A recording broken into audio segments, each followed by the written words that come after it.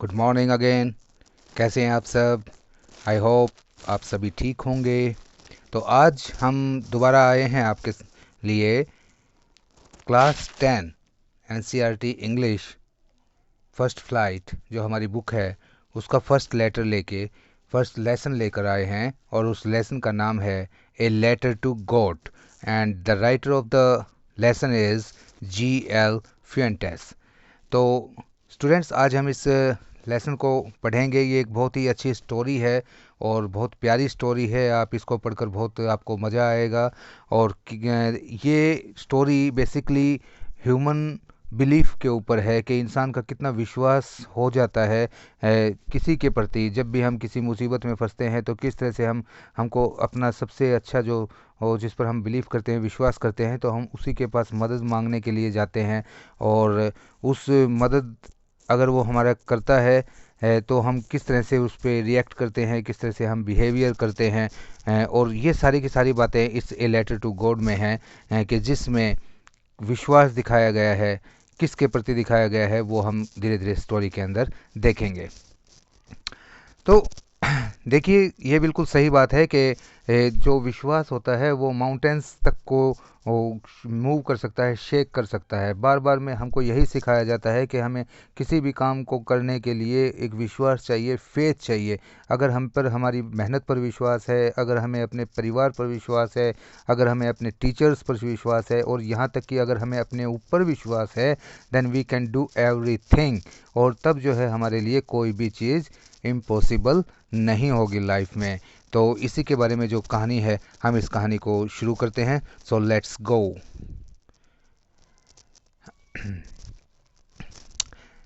Let's go. The house, the only one in the entire valley, set on the crest of a low hill. एक घर था, और वो ऐसा घर था जो पूरी की पूरी घाटी में एक लौता घर था, जो कि एक छोटी पहाड़ी के क्रेस्ट पर, यानी कि क्रेस्ट माने होता है टॉप ऑफ द हिल, वो छोटी पहाड़ी की चोटी के ऊपर था। From this height one could see the river and the fields of ripe corn dotted with the flowers that always promised a good harvest. और यहाँ से ऊपर से देखने पर बिल्कुल घाटी दिखाई देती थी, नदियाँ दिखाई देती थी, और खेत दिखाई देते थे जिसके अंदर मक्का जो है, पकी हुई मक्का के खेत वहाँ पर दिखाई देते थे, जिस पर फूल आए होते थे। और जब आपको पता है कि क्रॉप पर जब फूल आते हैं, अच्छे फूल आते हैं, तो उसका मतलब क्या होता है कि इस बार फसल बहुत अच्छी होने वाली है। The only thing the earth needed was a downpour or at least ए शोवर। बस अब एक चीज़ की ज़रूरत थी, छोटी सी चीज़ की ज़रूरत थी, थोड़े से पानी की ज़रूरत थी, यानी कि थोड़ी सी बारिश आ जाए या बस हल्की सी फुहार भी आ जाए, तो हमारी मक्का जो है वो बहुत ही अच्छी तरह से ईल्ड देगी और अच्छी पैदावार देगी। Through out the morning लैंचो, who knew his fields intimately, has done nothing else but see the sky towards the north east. और अब ये हमारा करेक्टर आता है, इस पूरी स्टोरी का जो करेक्टर है, जो मेन करेक्टर लेंचो। लेंचो एक किसान है, और उस मॉर्निंग, उस सुबह लेंचो बाहर बैठा हुआ देख रहा था। वो अपने खेतों को बहुत ज़्यादा जानता था, बस वो और कुछ काम नहीं कर रहा था उस दिन, बस टकटकी लगाकर आसमान की ओर देख रहा था, नॉर्थ ईस्ट दिशा में, उत्तर पूर्व दिशा में। Now we are really going to get some water woman. उसने अपनी पत्नी को आवाज़ लगाई और कहा कि देखो, आज हमको कुछ थोड़ा बहुत तो पानी ज़रूर मिल जाएगा, यानी कि बारिश होगी। The women who was preparing supper replied yes God willing. और जो उसकी पत्नी थी, जो अभी सपर तैयार कर रही थी, सपर क्या होता है स्टूडेंट? सपर होता है डिनर। जब रात का खाना तैयार कर रही थी तो उसने कहा कि हाँ, भगवान अगर चाहेंगे तो ज़रूर होगा। The older boys were working in the field while the smaller ones were playing near the house until the woman called to them all. और जो लेंचो के जो बड़े लड़के थे, जो बड़े बेटे थे, वो खेतों में काम कर रहे थे, छोटे वाले जो है वो घर के पास खेल रहे थे। और तब उनकी माँ ने, उनकी मम्मी ने उनको आवाज़ दी, कम फॉर डिनर, जल्दी से आ जाओ, खाना खा लो। It was during the meal that just as Lencho has predicted.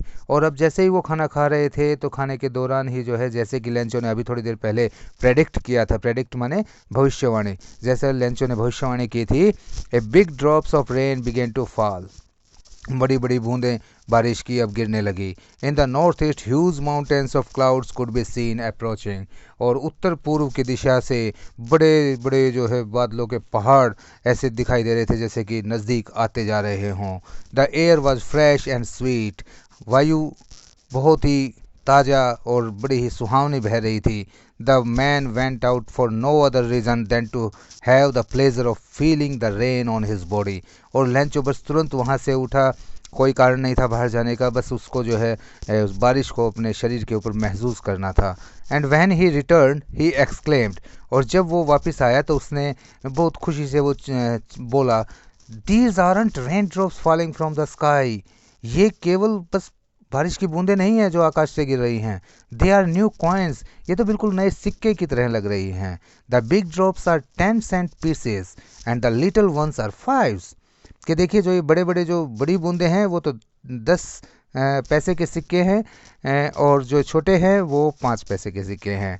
With A satisfied expression he regarded the field of ripe corn with its flowers draped in a curtain of rain, और बहुत ही संतुष्ट था वो, और उसने जो है वो अपने खेतों को देख रहा था जो कि पका हुआ जो मक्का है उसके ऊपर फूल आए हुए थे। And draped in a curtain of rain, drape माने होता है कवर हो जाना, तो वो बिल्कुल बारिश के पर्दे से ढका हुआ था। But suddenly a strong wind began to blow and along with the rain heavy very large hail storms began to fall, लेकिन अचानक से क्या हुआ, तेज हवा बहने लगी और बारिश के साथ साथ बड़े बड़े ओले अब गिरने लगे। These truly did resemble new silver coins, वास्तव में अब गिरने लगे हैं नए चांदी के सिक्के।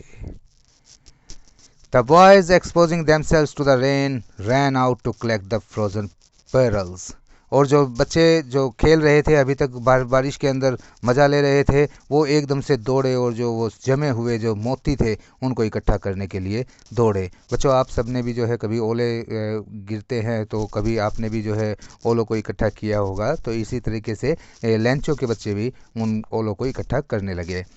It's really getting bad now exclaim the man, अब लेंचो को चिंता होने लगी, ओ अब जो है ये थोड़े बुरा हो रहा है।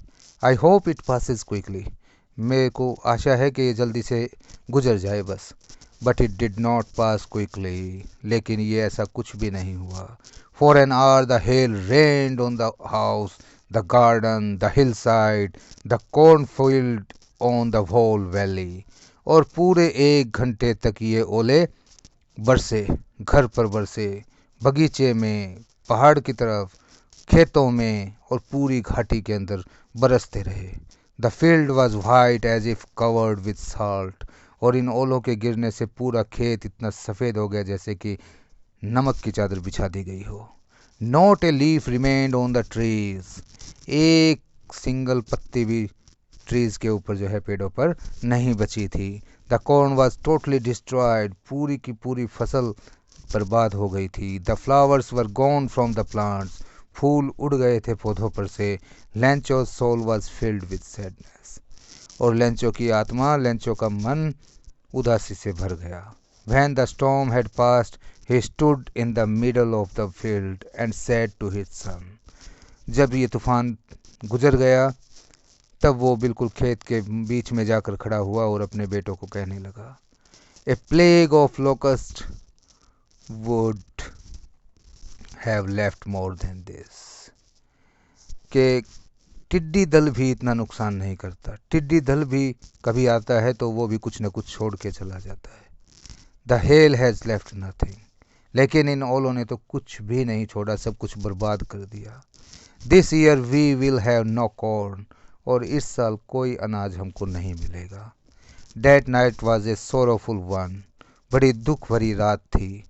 All's our work for nothing, हमने इतना काम किया पूरे साल, लेकिन बस कुछ नहीं मिला। There is no one who can help us, आज इस पूरी दुनिया में कोई भी हमारी मदद नहीं कर सकता। We will all go hungry this year, हम सब जो है इस बार भूखा मरेंगे। तो बहुत ही दुख हुआ लेंचो को जब उसकी फसल पूरी की पूरी हेलस्टॉर्म से बर्बाद हो गई। But in the hearts of all who lived in that solitary house in the middle of the valley, there was a single hope, help from God. लेकिन जितने भी उस एकांत पूरी उस घाटी के जो अकेला घर के अंदर जो बैठे हुए जो लोग थे, उन सब के दिलों में बस एक ही एकमात्र आशा थी, और वो आशा क्या थी? हेल्प फ्रॉम गॉड, कि बस ऐसी स्थिति में तो सिर्फ और सिर्फ परमात्मा भगवान ही हमारी मदद कर सकता है. Don't be so upset even though this seems like a total loss. Remember, no one dies of hunger. अब वो सोचते हैं कि इतना उदास होने की ज़रूरत नहीं है. हमें लगता है कि बिल्कुल पूरा का पूरा विनाश हो गया, लेकिन हमेशा याद रखो कि भूख से कोई नहीं मरता. That's why they say no one dies of hunger. और तभी जो है लोगों ने कहा है कि भूख से कोई नहीं मरता. All through the night, Lencho thought only his one hope, the help of God, whose eyes, as he had been instructed, see everything. पूरी रात लेंचो बस सोचता रहा उसी एक आशा के बारे में, और वो आशा कौन सी थी? भगवान की मदद, परमात्मा से मदद मिलना. क्योंकि उसने सुना था कि परमात्मा की आंखें हर चीज़ देखती हैं, even what is deep in one's conscience. इंसान के मन में भी क्या चल रहा है, उस चीज़ को भी भगवान की आंखें जरूर देखती हैं. Lencho was an ox of a man working like an animal in the fields, but still he knew how to write. Lencho बहुत ही मेहनती व्यक्ति था, बहुत मेहनती किसान था. वो ये ऐसा लगता था जैसे कि कोई बैल है, जैसे कि एक बैल पूरा दिन खेत के अंदर मेहनत करता है, तो इसी तरह से वो भी एक जानवर की तरह मेहनत करता था. लेकिन वो उसे पता था किस तरह से लिखा पढ़ा जाता है, थोड़ा बहुत उसको पढ़ना लिखना आता था. The following Sunday at day break he began to write a letter which he himself would carry to town and place in the mail.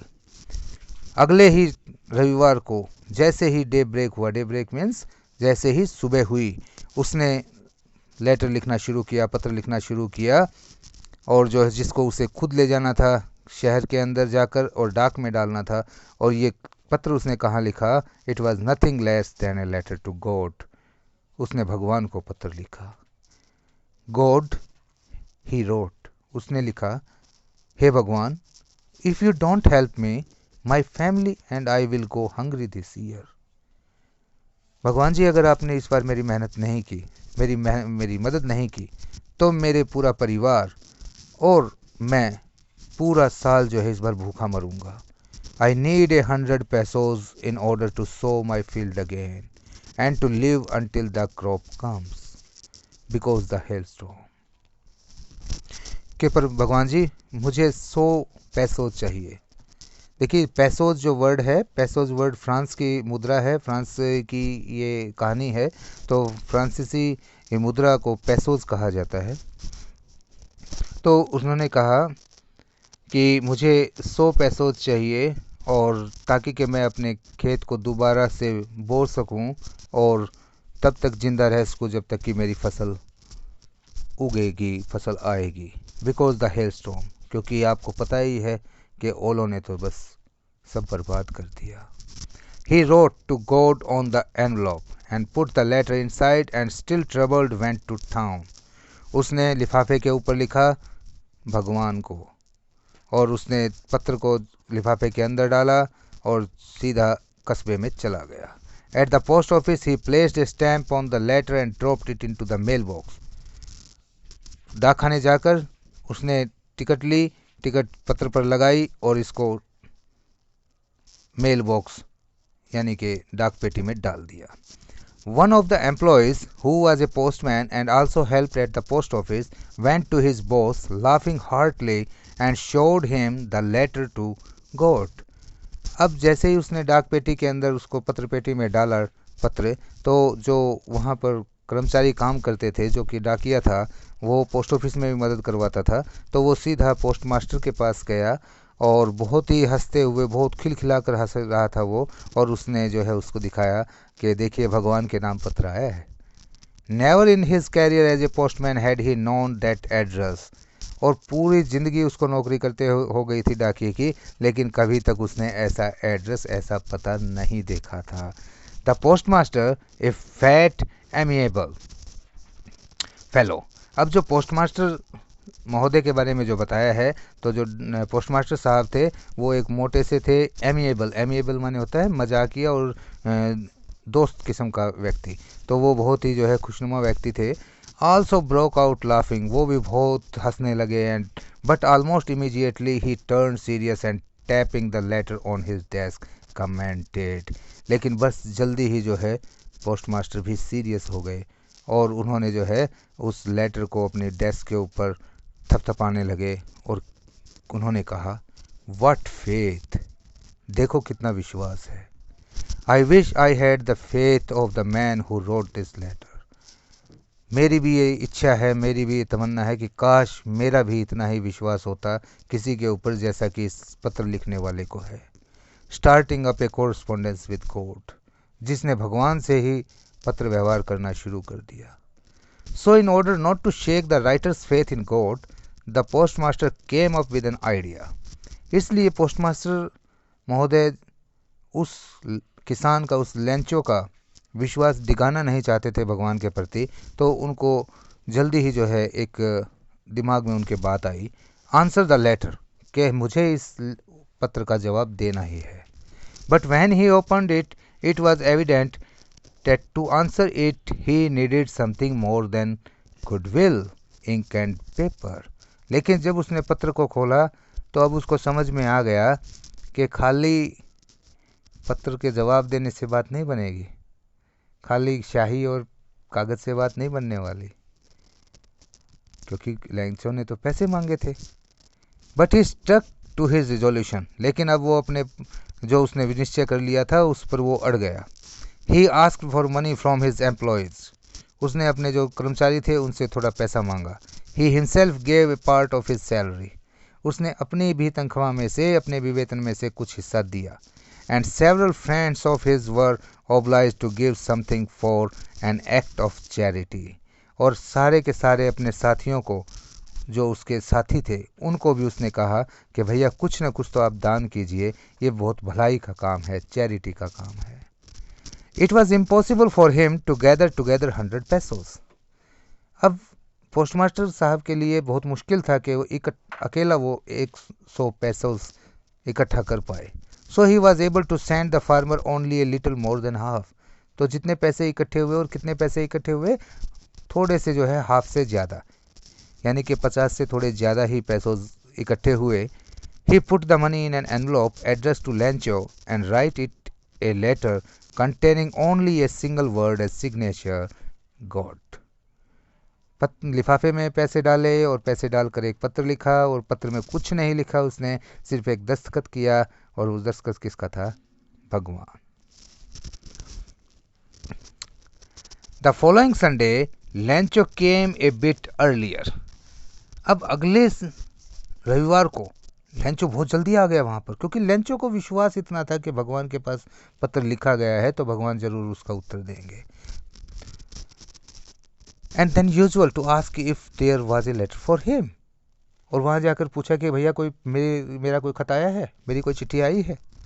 It was the postman himself who handed the letter to him, while the postmaster experiences the contentment of a man who has performed a good deed looked on from his office.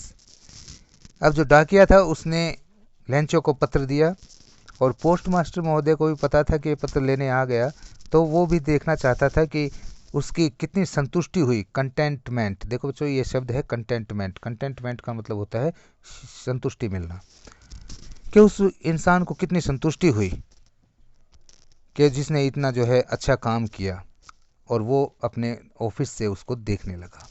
Lencho showed not the slightest surprise on seeing the money.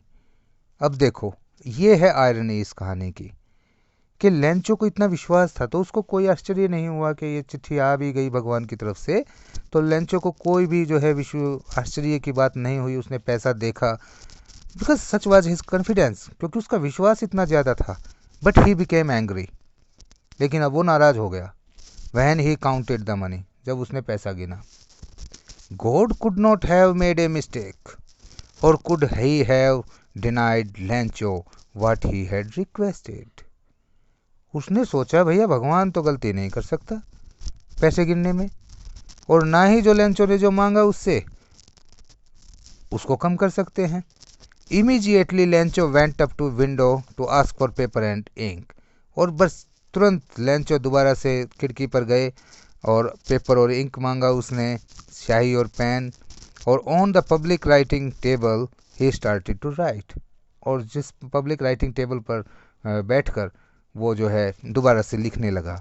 With much wrinkling of his brows, wrinkling माने होता है wrinkling of Broz, जब हम कई बार गुस्से में आते हैं, बड़े ही चिंता में आते हैं, तो हम अपनी भौं को, जो अपनी आंखों के ऊपर जो भौएं हैं, ब्रोज हैं, उनको सिकोड़ लेते हैं, तो that is wrinkling of bro.